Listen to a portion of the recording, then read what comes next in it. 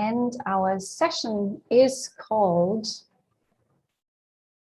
Funding Opportunities for Career Development and Excellent Science in Europe. We will be focusing on two funding schemes in Europe, the Marie Sklodowska Curie Actions and the European Research Council grants. So we just wait a few more seconds to let everybody come in before I officially welcome all of you. Well, once again, good afternoon for all of you. Thanks so much for joining us. My name is Susanne Rantzowasu, and I am one of the two team members of the EURAXES worldwide team here in Southeast Asia. EURAXES is your gateway to the European research area, and it is our mandate, but also our passion to connect you to researchers in Europe for you to jointly explore research ideas. And of course, our key aim is for you to be aware of the funding opportunities that Europe offers for you to spend some time in Europe working on your career development, or also to work with European partners on joint projects. And as you know, we're right in the middle of the European Research and Innovation Days, ASEAN 2021, which we've dedicated to the topic of climate change and global health. This, of course, is important to people anywhere in the world. It doesn't matter where you are. Climate change is a problem for us, and we need researchers like yourselves to share the good ideas that you have to find solutions. And of course, researchers that want to carry out research need to have funding to do so. And this is why I'm particularly happy to introduce you to our panelists today, who will share with us about just some of the opportunities for you to get funded for your research. We will focus today, as I said, on the European Research Council grants, and we have with us Dr. Christian OSWALD. He was a scientific officer with the ERC Executive Agency, and he is joined by his colleague, Dr. Davide INNOCENTI, and both of them will share with us about the ERC and the different funding schemes that are available. We're also joined by Dr. Claire Morel. Claire is the head of unit in charge of the Marie Sklodowska Curie Actions at the Directorate General Education and Culture, or EAC, as we say, of the European Commission. And she will share with us about the various funding opportunities, really from PhD all the way to senior researcher, that the MSCA, the Marie Sklodowska Curie Actions, offer to you. Now, without much further ado, let us get started. Before we do so, we would like this to be an interactive session. So we know that you're already a little bit aware of the funding opportunities, but you might have very specific questions, and this really is an opportunity for you to ask them. So whenever you have a question, please put them in the Q&A box or in the chat box, and we have dedicated time for you to engage with our panelists today. So without much further ado, Christian, the floor is yours. Okay, so let me share the screen.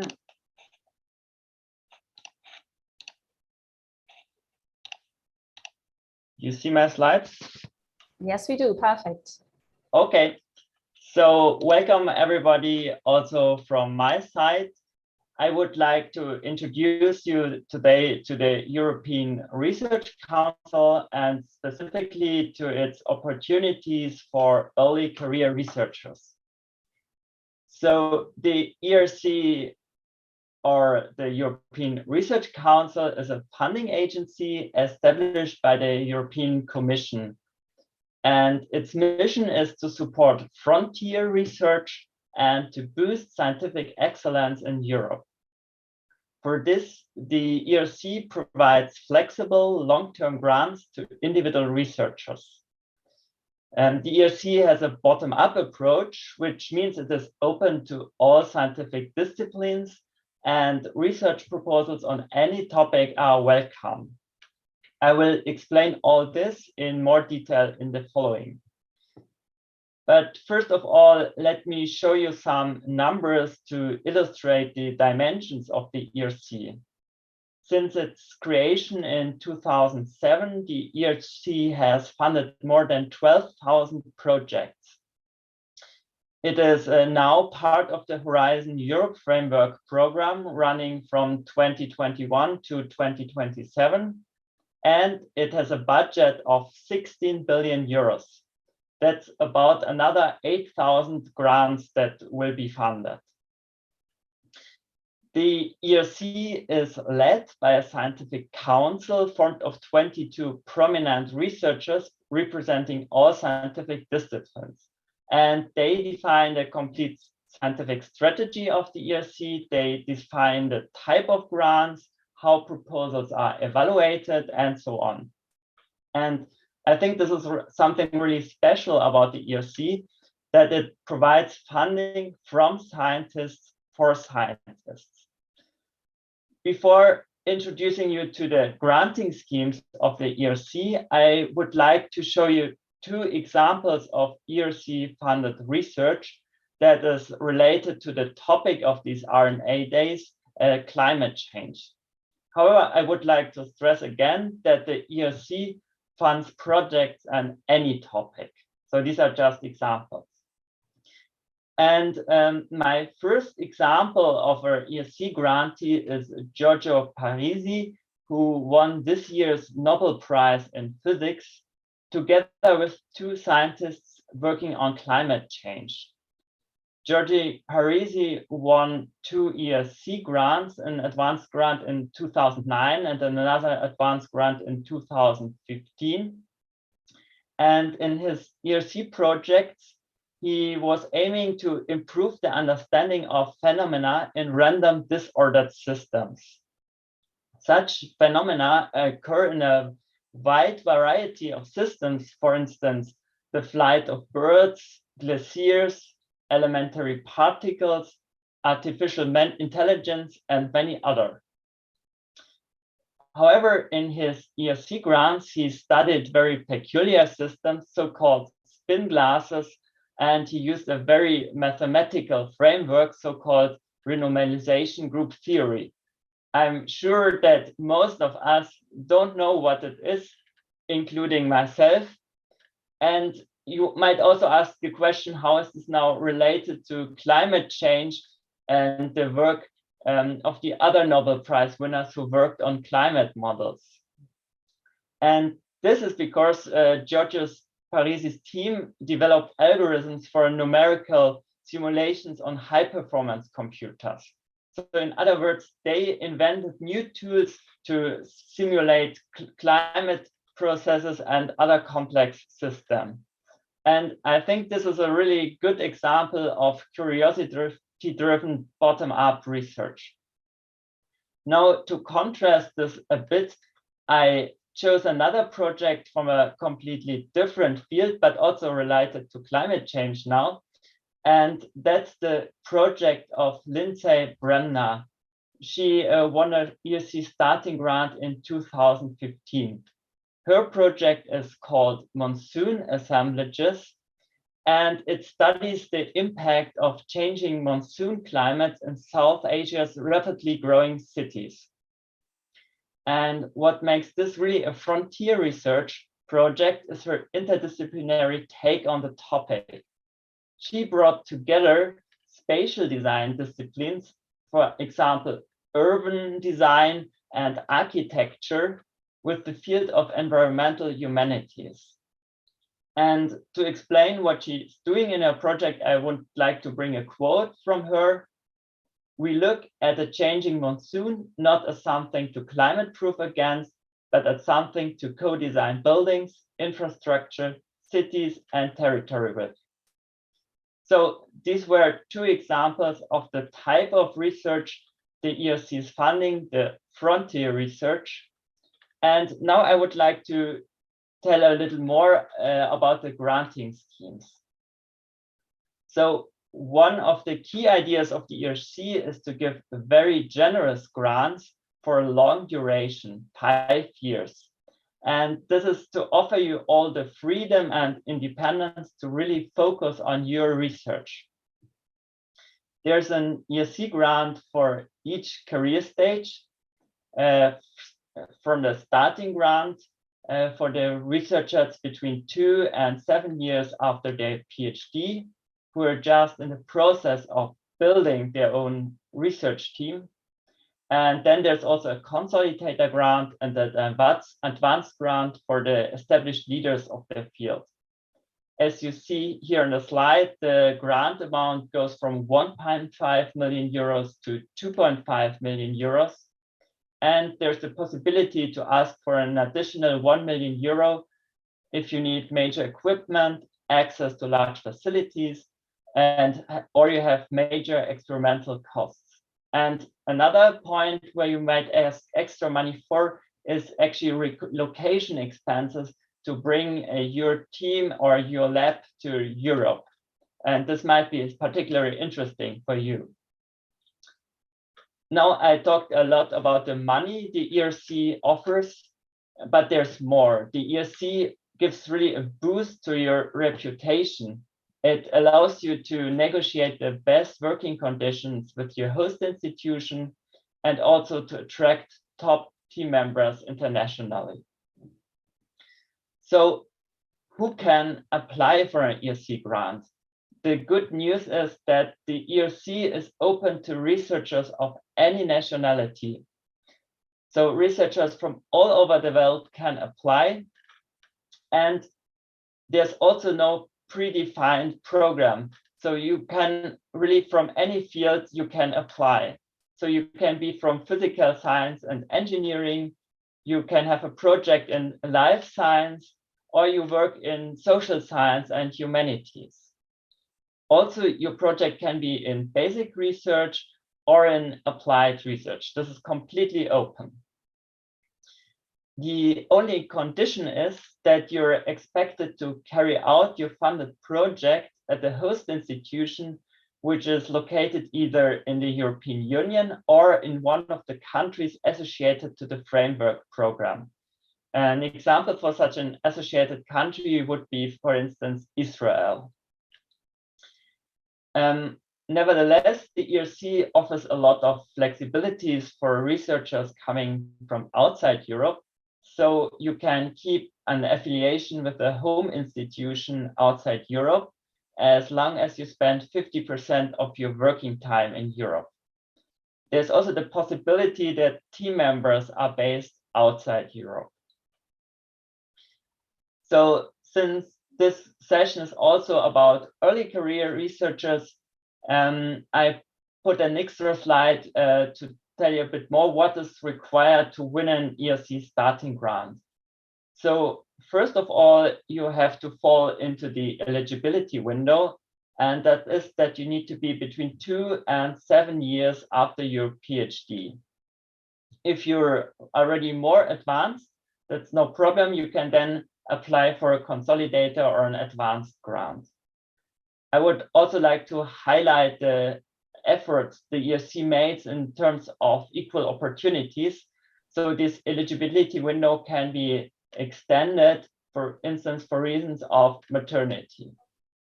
Now, to win an ERC starting grant, you need, first of all, fulfill the only evaluation criterion the ERC has, and that's scientific excellence. It is evaluated along 2 axes, the research project and the principal investigator. An excellence research project in the sense of the ERC is ambitious and it goes beyond the state of the art. The ERC looks for high risk, high gain research and novel methodologies. Of course, at the same time, your project has to be feasible and founded on solid grounds. As principal investigator, you have to be good and well above the average of your peers. However, this doesn't mean that you need a lot of publications. So just one important publication as main author or without the participation of your PhD supervisor is the entrance ticket. And most importantly, what really counts is the impact of your scientific results. So far, only a small fraction of grantees comes from outside Europe, and only 20 nationals of the ASEAN region have so far won an ERC grant. However, what we observed is an increasing proportion of applications from outside Europe, especially in the starting and consolidator grants. So maybe the next application is yours. So to wrap up, what next? So if you're now really eager to apply for an ERC grant and you think that might be an attractive career option for you, I recommend to visit our webpage and to read more about the funding schemes.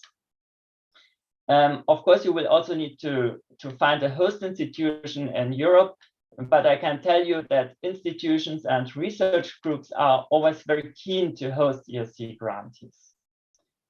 Maybe you are, however, do not feel ready yet to apply for an ERC grant, so maybe you just want to join as a team member.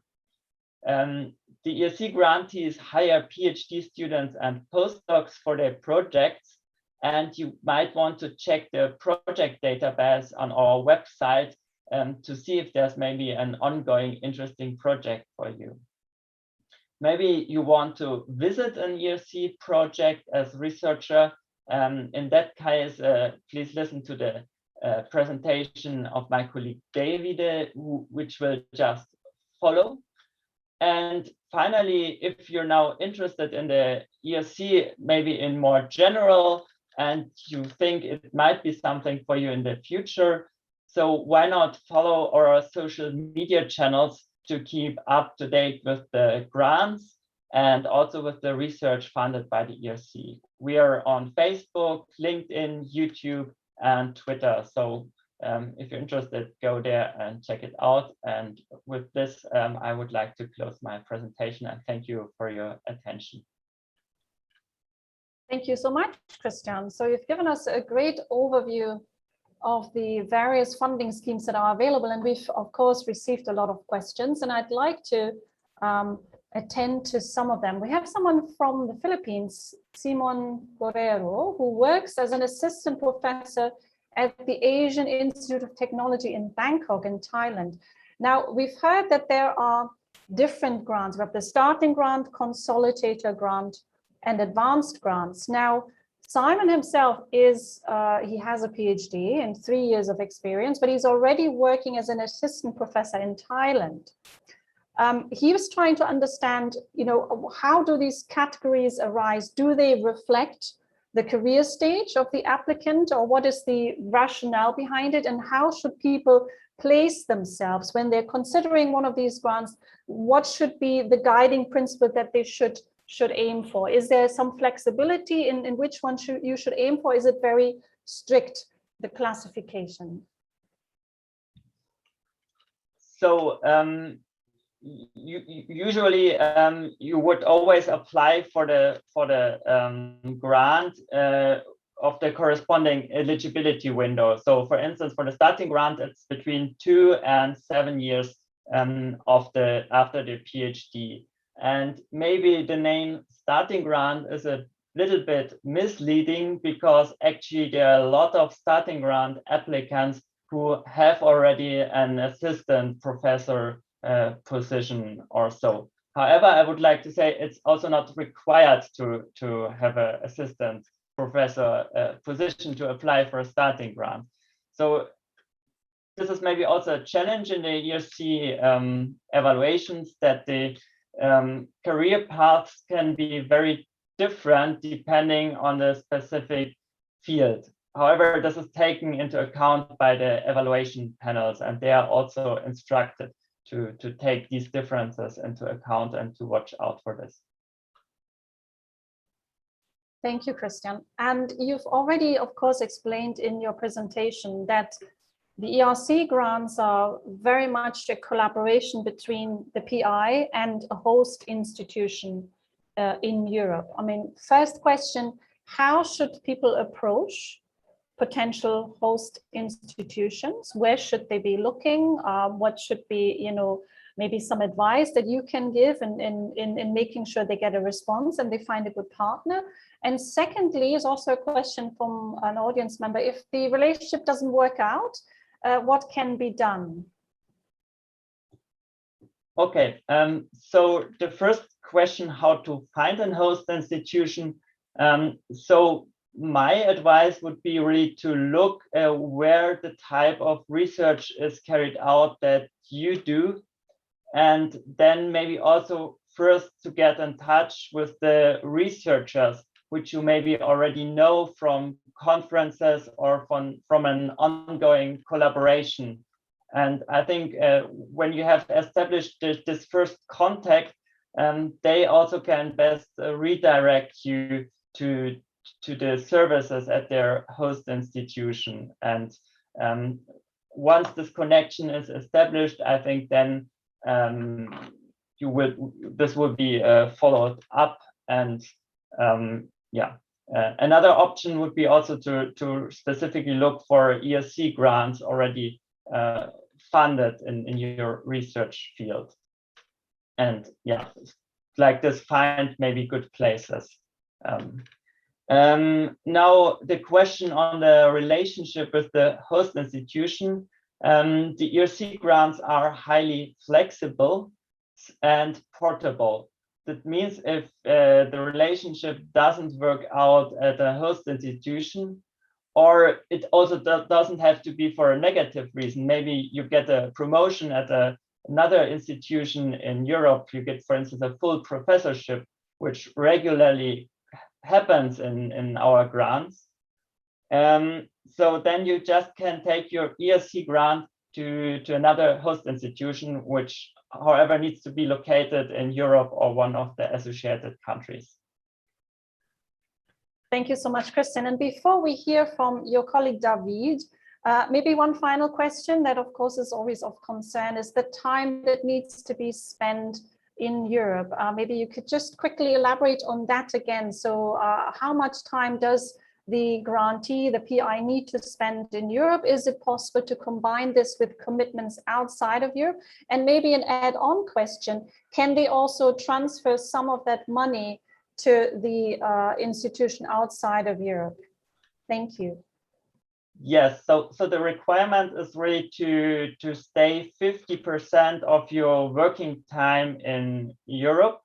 Of course, this is an average time, so it can be that it depends really on your personal circumstances. So for instance, that you have periods where you need to go teaching to your home institute, and then you have longer research stays in Europe. This would be, for instance, also an option. And as I said before, yes, it is possible to have team members located outside Europe. I have to say, I don't know exactly how this would be done then in terms of the financial management of these arrangements. So there, I'm not sure. This I would need to ask a colleague. Well, thank you so much, Christian, first for your presentation and these answers. We'll probably come back to you, but let us now invite our second speaker, also from the ERC, Mr. Davide Innocenti, to also talk to us about an opportunity to spend a little bit less time on an ERC-funded project in Europe. Davide, the floor is yours. Thank you, Susan. I will share my slides with you. Yes. Okay.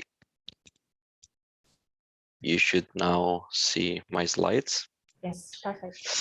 Thank you.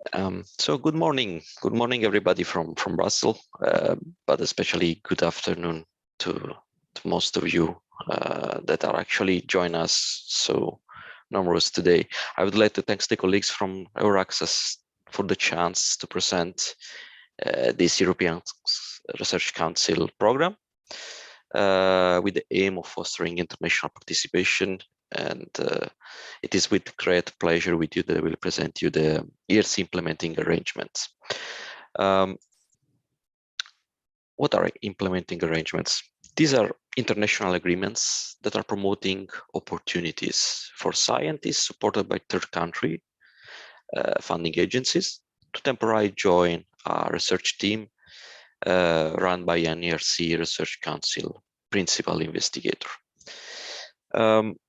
As you can see, we have already 16 implementing arrangements that have been signed with funding agencies from 12 different countries. New agreements are signed and have been signed in the last years. For example, in 2020, the last two with Japan Agency for Medical Research and Development and the Indian Council of Social Science Research. So far, more than 450 international researchers visited an ERC project since the first one in 2012. And every year, we, as executive agency over the ERC, we launch an internal call for expression of interest to ask our ERC principal investigator if they are interested to give their ability to temporarily host international researchers. 2021 call will be launched in the next days. So we will contact our principal investigator and we will collect their interest. This is the list of the 16 countries, the 16 country funding bodies that are already participating to the program. All of them have been signed so far by the European Commission and the relative third country research institution ministries. Those are all available, of course, on our additional webpage, additional opportunities webpage. And I would like to highlight that in particular, an agreement will be signed with the National Research Foundation of Singapore in 2019, and that new agreements can be negotiated every year. So new funding agencies will be participating in the next years. And this means that new researchers will be eligible for this program in the future. I will quickly present you the process. How does it work? It will every year, as I already told you, we launch this internal call for expression of interest. We contact our eligible ERC principal investigator, and they will have 1 month to express their interest. After the call is closed this year, this will be at before the end of the year, so in the middle of December. We will send a list of interested principal investigators to these third country funding agencies. At this stage, the ball will be within their country, these third country based funding agencies and the researchers. The agencies will launch their own internal calls with different modalities. They can do dear colleague letters. They can keep an always open call. This is really depending by them. They will inform all of the eligible researchers affiliated to their funding bodies that as applicants have to contact an ERC principal investigator to seek an agreement on a possible research visit. At this stage, the ERC principal investigator can accept or not a visit, of course. If accepted, the principal investigator and the host institution will provide you a letter of support. Third country-based funding agency will evaluate all the proposals and funds the successful one, of course. And then the visiting scientist will plan and execute the research visits in agreement with the PIs. There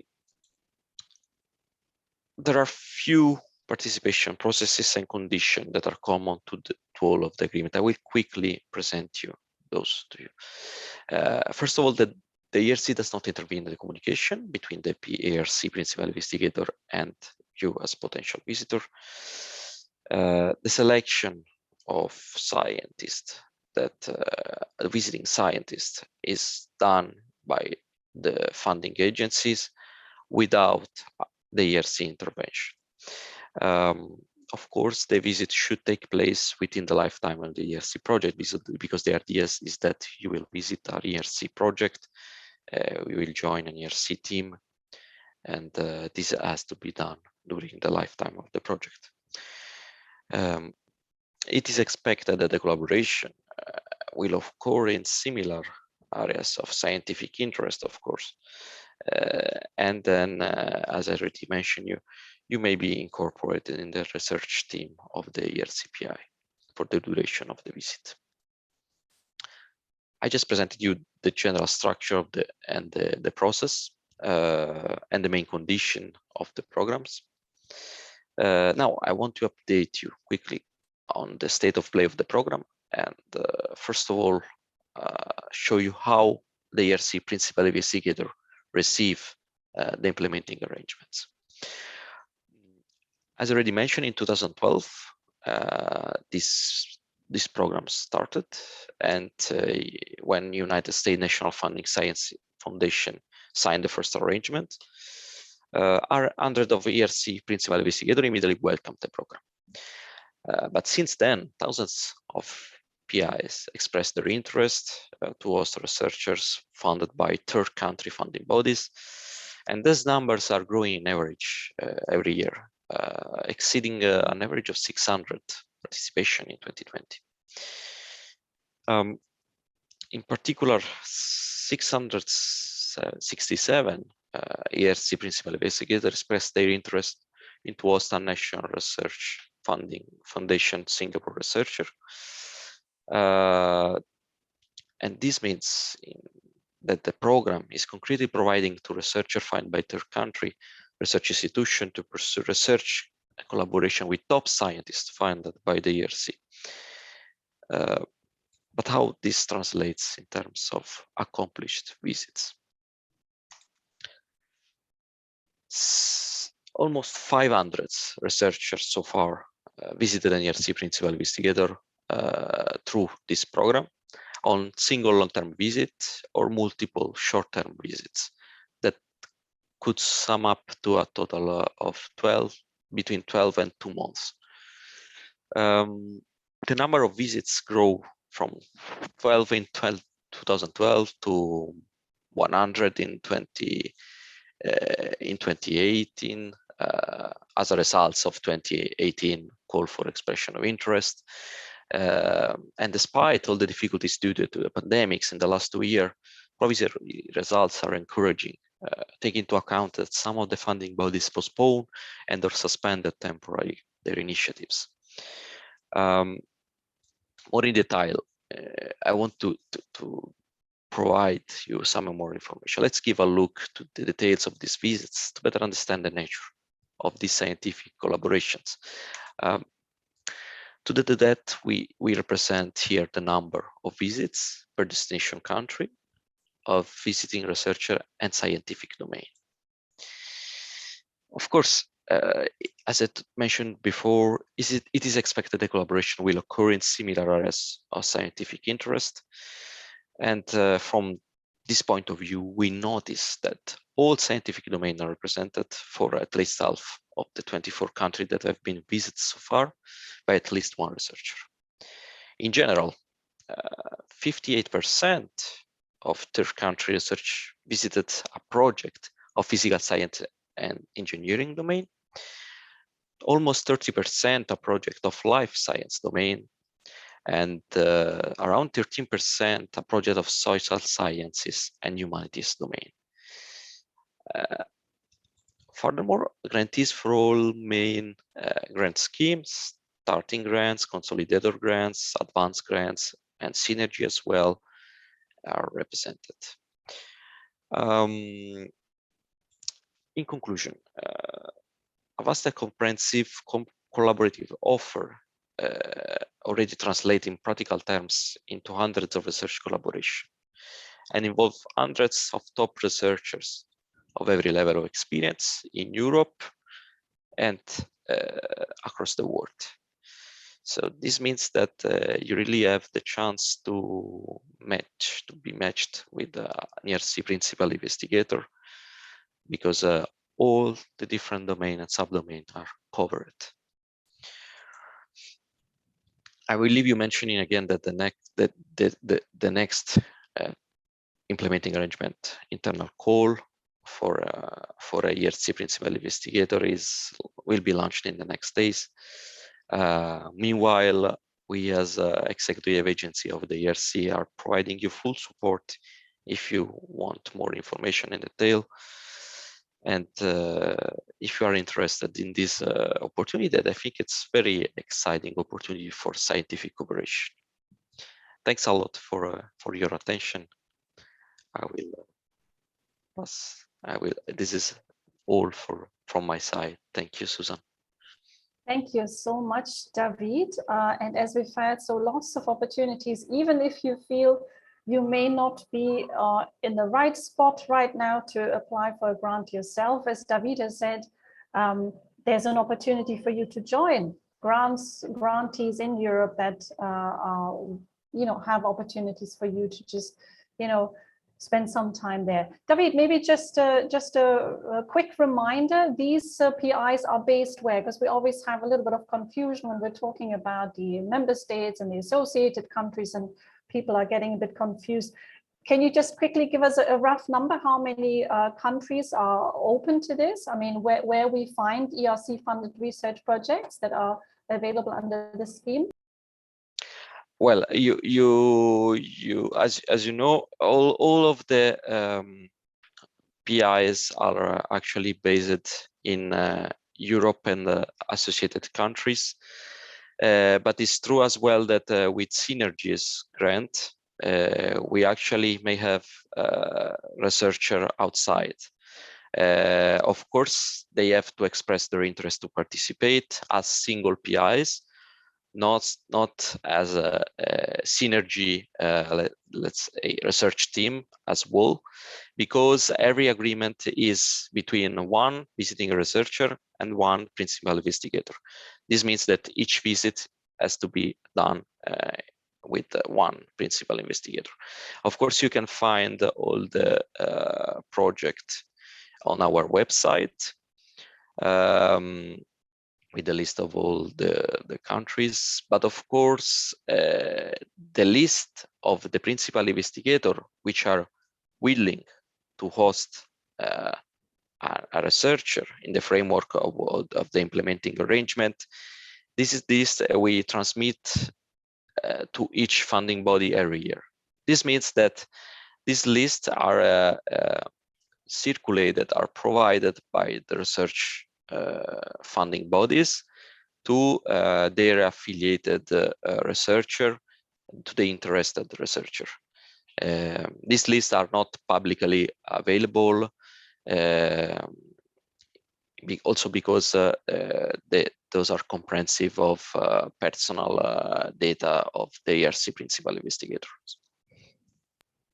Well, thank you so much, David. And we will now turn to our third presenter. So we've heard already the ERC funding, of course, funding excellent science. And I see in the chat, a lot of you are anxious to find out what opportunities are there if you're maybe a little bit earlier on in your career, you're looking for a PhD, you want to do your first postdoc in Europe. And this is, the most opportune time for you to find out, because we have invited Claire Morel, who is talking to us about the Marie Sklodowska Curie Actions. So this is the funding, I think, that speaks directly to you. So without further ado, Claire, the floor is yours. Thank you, Susan, and thank you for inviting me to present the Marie Sklodowska Curie Action, the MSCA in short. So I'll try now to share my screen.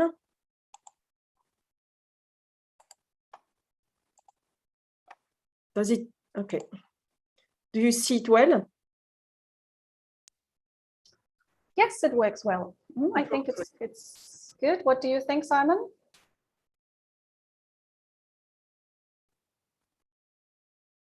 Okay. So, okay, great. So I'll continue with those slides. So indeed, you will hear that the Marie Sklodowska Curie Actions, or the MSCA in short, as I said, are quite complementary with what you've just heard about the ERC, because they put, let's say, the focus on something a bit different. So on really the career development of researchers, their training and the development of their skills. So the MSCA is not a new program. And in fact, this year we are celebrating the 25th anniversary of the program. It has become really the flagship program in Europe and everywhere else in the world to support researchers at any stage of their career, with a focus on training, skills, and career development. The program not only supports individuals, but it also promotes really structuring impact on organizations through notably the development of excellent doctoral programs, postdoctoral programs, and collaborative projects. So these MSCA projects help institutions to enhance and increase their international visibility and attractiveness. Like the ERC, the program is bottom-up, which means that it covers all scientific disciplines. We do not organize any targeted calls, and the projects are based, are selected on the basis of their excellence, their impact, and the quality and the efficiency of their implementation. The program has a strong and rich scientific impact as well. Really the focus that we're putting very much is on international mobility, cross-sectoral mobility, and interdisciplinary collaboration. The program is open to all researchers over the world, like the ERC. Today, about 40% of our researchers are from outside the European Union. So it's really the most international program it was under Horizon 2020, and we hope it will continue to be under Horizon Europe. We promote very much strong link and cooperation between academia and non-academic partners. So with industry, small and medium enterprises, any organization that can play a role in research and innovation. So it can be the museums, it can be hospitals, it can be non-governmental organizations. And we also promote we propose attractive working conditions. And so all our researchers are recruited under employment contract with guaranteed social security coverage, sickness insurance, etc. And our researchers receive monthly allowances to cover their living costs, mobility, and family costs. So the Marie Sklodowska Curie Actions, as you've heard, are under Pillar 1 of Horizon Europe, which is the excellent science pillar. And the budget for the next 7 years is 6.6 billion euros, which represents about, let's say, 1 billion a year. So now I have 2 slides on the participation so far in the past 7 years of ASEAN countries in the MSCA. So you see here the number of projects where organizations from ASEAN countries were involved and the number of participations. You see it's still quite modest, so there is clearly a room for expanding. I understand that you will receive these slides or they will be shared with you. So you can maybe study them a little bit more carefully afterwards. And this is the number of researchers, so not organizations, but researchers from ASEAN countries in the past 7 years. So you see as well that the figures are still modest, so a lot of room for increasing the participation of ASEAN countries in the MSCA. On the right side of the slide, you see that the ASEAN researchers have been involved mainly in RISE action, which is a staff exchange action, which is usually the easiest one to access MSCA because there let's say the success rate of the application is the highest one. And I will explain a bit later what this action is about. Now there are 5 actions under the MSCA, and I will concentrate on the 3 main ones. So we are funding doctoral networks. We are funding postdoctoral fellowships. So in the doctoral networks, we provide fundings both to organizations, but also to students interested in being enrolled in doctoral programs. We have postdoctoral fellowships and a staff exchange action. We also co-fund both doctoral programs and the postdoctoral fellowships. And we have an outreach action to popularize, let's say, science and the result of our research, researchers' work towards citizens. Now I'll start with the first one, which is the doctoral networks. And this is an action for institutions, as I say, but also for individual students interested in being enrolled. So this action is organized for international consortia of organizations interested in applying for these doctoral networks. It can be universities, it can be research centers, but it can also be any organization interested in being part of it. So it can be a non-academic organization, enterprises. As I mentioned, there should be at least 3 entities from the EU or from associated countries, but there can also be other organizations from third countries, so ASEAN countries, that can join as beneficiaries. It means receiving funding if if the consortium can prove that the role of this organization is essential, or as associated partners, which means that they can receive as well doctoral candidates.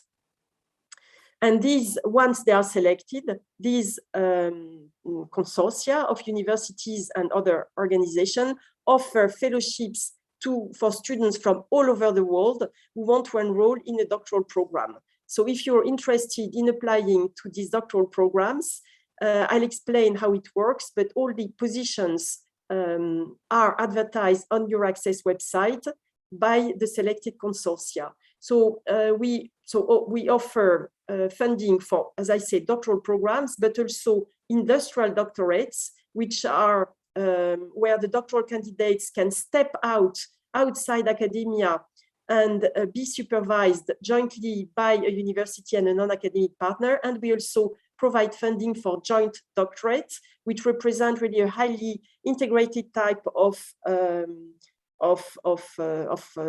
doctoral cooperation, and that leads to the delivery of joint, double, or multiple doctoral programs. You see on the slide the duration of the program for 4 years.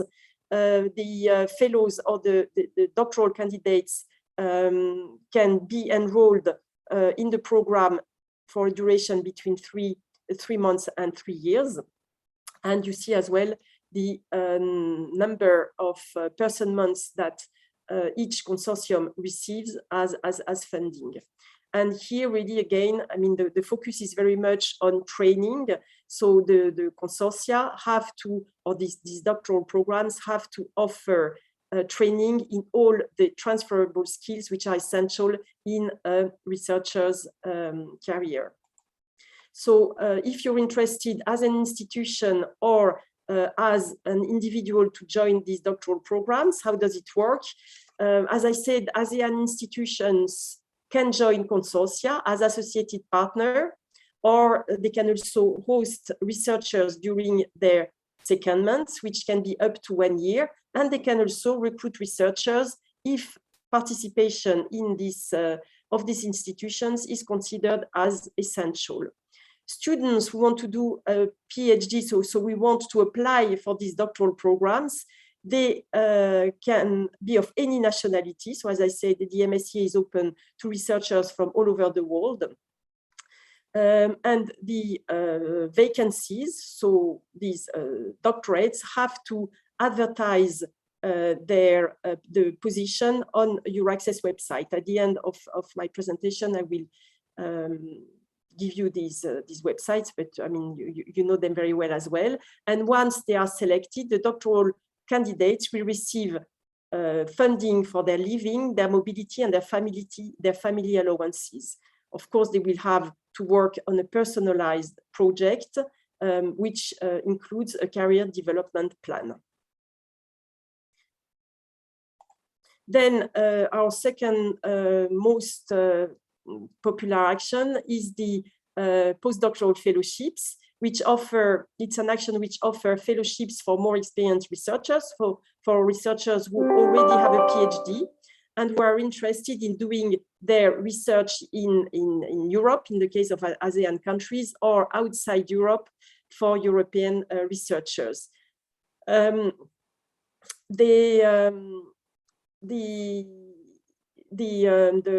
if you're interested in applying for this type of fellowship, you need to have a hosting institution in Europe. It can be a university research center, but as I say, it can be a non-academic partner. the duration of the fellowship is between 1 or 2 years, which can include a secondment phase. So it means that you can be based within a European organization, a university, but you can also, during your fellowship, have a secondment, for example, to a non-academic organization. We also grant an additional period of up to 6 months for researchers who intend to do part of their fellowship in the non-academic sector.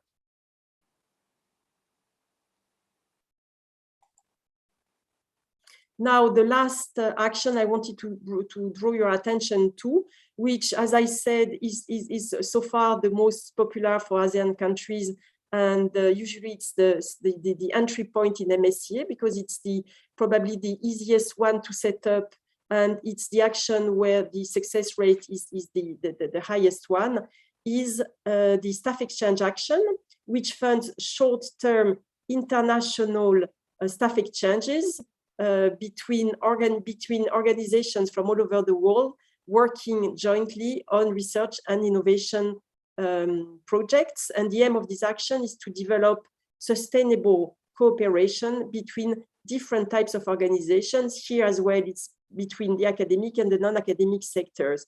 And it can involve researchers at any stage of their career, but also non-academic staff. For example, you can involve in these projects administrative staff, technical or managerial staff. So ASEAN institution can join this R&I team and send and or host researchers. For example, they can host for free researchers coming from Europe. So this is the calendar for the calls for this year. Some of them are still open, some have closed, and with their deadlines, and the planned calendar for next year, which allows you to start preparing your application in good time for next year.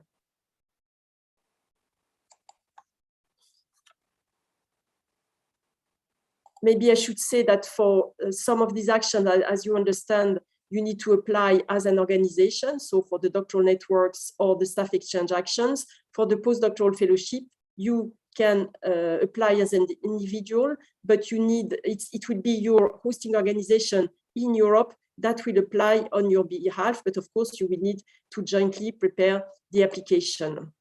So all the funding opportunities are published on what we call the funding and tender portal. So this is where you can find all our calls. You can also find partners. For example, there is a partner search option that you can find there. I would really advise you to check, of course, all the guidance documents which are on this portal. So we have a guide for applicants, which explains you the rules, the financial aspects, etc. We have our work program, which explains, let's say, the policy objectives behind the action. You can ask advice as well to national contact points. In Europe, every country has a national contact points, which you can contact directly if you're interested in doing your research in a particular European country. And there are, in some ASEAN countries, some national contact points. You can find their list on this website. Of course, you can find also all this information through your access contact points in several ASEAN countries. Because they organize dedicated information session for individual researchers, but also for organizations. And I'd like as well to mention the Marie Curie Alumni Association, which has different chapters all over the world and who can also provide very useful advice. Finally, as I said, if you are an individual researcher and you want to apply for a PhD, so for a doctoral program funded under the MSCA, and in some cases as well for postdoctoral opportunities, especially those that are funded under our co-fund action, have a look at the EURAccess portal, the job portal. You have their website here, and this is where all the positions are advertised. So that's all what I wanted to tell you. I hope it was clear enough. You can also follow us on our social media, go and have a look at the website. And again, your reference points are the national contact points, your access, and the Marie Curie Alumni Association. Thank you very much for your attention. Thank you so much, Claire. I think that was extremely clear. And maybe just to summarize, so there are opportunities for you to obtain a PhD in the framework of a doctoral program. All of these vacancies are advertised on the EURAXESS portal that my colleague Jenny and I are in charge of. So just we really invite you to frequently keep an eye on that, because really we're adding opportunities there on a daily basis. You can do a PhD or a postdoc in the context of a so-called co-fund program. Again, these opportunities are advertised on the EURAXESS jobs portal. And again, every day we're adding new opportunities, or you can apply for your own postdoctoral fellowship, which, as we've heard from Claire, is bottom up. There are no, and we always get this question, there are no predefined thematic priority areas. It's entirely bottom up and up to you to come up with a convincing research proposal, reach out to a host institution in Europe, and then hopefully get that grant. And as Claire just said, there's also the opportunity, of course, for you to engage with European partners in a staff exchanges consortium. This call is currently open, as we heard. It closes in February, and we will actually have a dedicated session on this call tomorrow at 4 o'clock Singapore KL time, which is GMT plus 8 hours. And we will have some ASEAN researchers in the panel who are part of those staff exchanges consortia. They were previously called RISE, just in case you're confused now. So you can ask them questions. How did they go about reaching out to their collaborators in Europe and to form this consortium? So the message really is clear. There are plenty of opportunities. Claire, I have a couple of concrete questions, and I'd like to ask them to you. A question that we always get, and maybe you can elaborate a little bit, is the PhD plus 8 years as the cutoff date for people to apply for the postdoc fellowship. How cast in stone is that? Is there a little bit of wiggle room? How is this handled? Yes, indeed. I mean, I think it was on my slide, but I didn't mention it because of the, let's say, the high success of the postdoctoral fellowship and the really high number of applications that we received. We had to limit the number of years in research for those researchers who are applying for the postdoctoral fellowship to 8 years.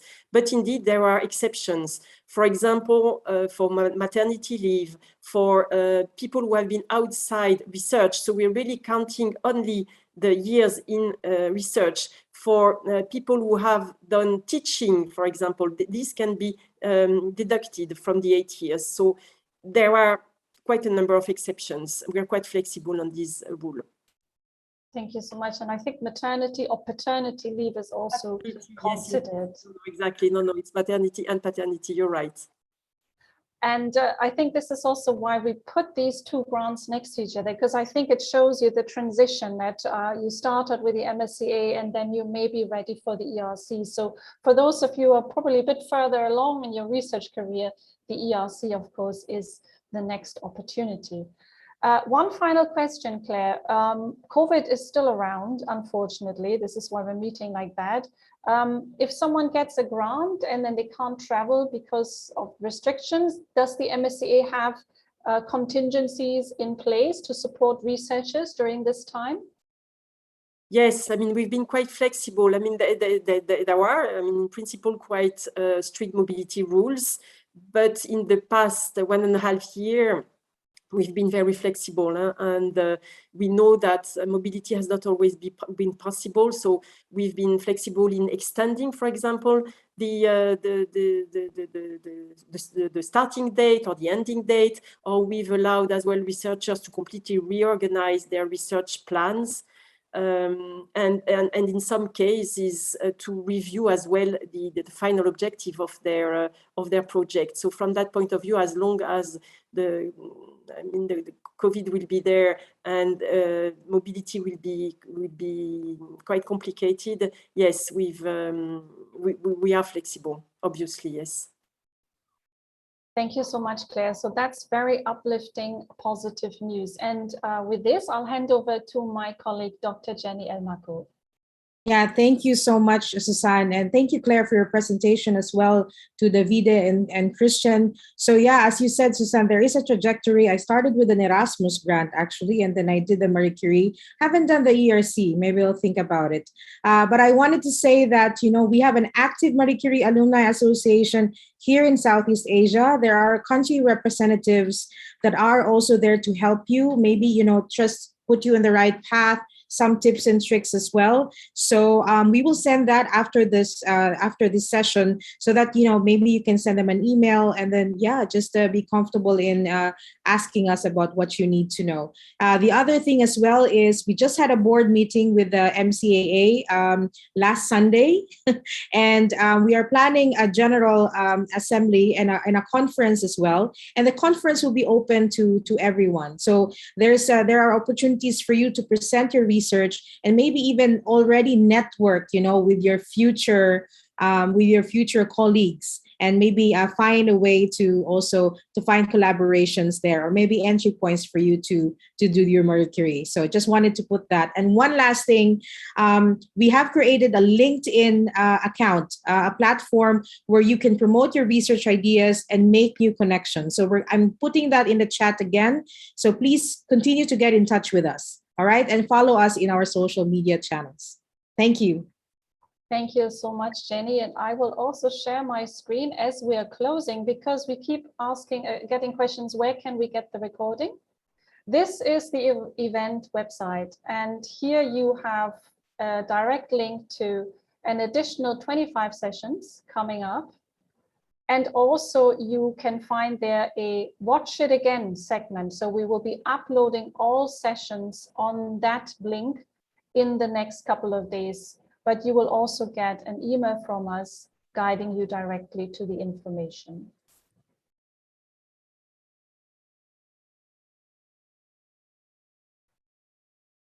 I don't know what happened. Don't know whether you can still see me. I think my computer has died. Susan, are you there? Anyway, we can't see you, but you're here, and your video is supposed to be on. So while you're trying to turn it on, I'd like to thank our speakers. So we have Christian OSWALD, of course, from the ERC, and Davide INNOCENTI, also from the ERC. And Claire, it's so nice to see you again. Claire Morel, the head of unit of the MSCA and the EAC. And Susan, we still can't see you. I don't know why, but for everybody who is joining us today, thank you so much. Again, there is a session tomorrow specific to the staff exchanges. So for those of you who want to join us, please do so. There you go. And yeah, and thank you so much for joining us. I'll give you back to Susan to close the session. Take it home, Susan. That was strange. I think someone took over my laptop, but never mind. We'll hope to see you on many more sessions. You get all the information from us. And as we heard from a speaker in the previous session, now it's up to you. You have the information now, you have to run with it and make it happen for yourself. Again, for me also, thanks so much. Have a great day, everyone, and we'll see you soon. Goodbye. Bye, everybody. Take care. Thank you. Bye. Bye.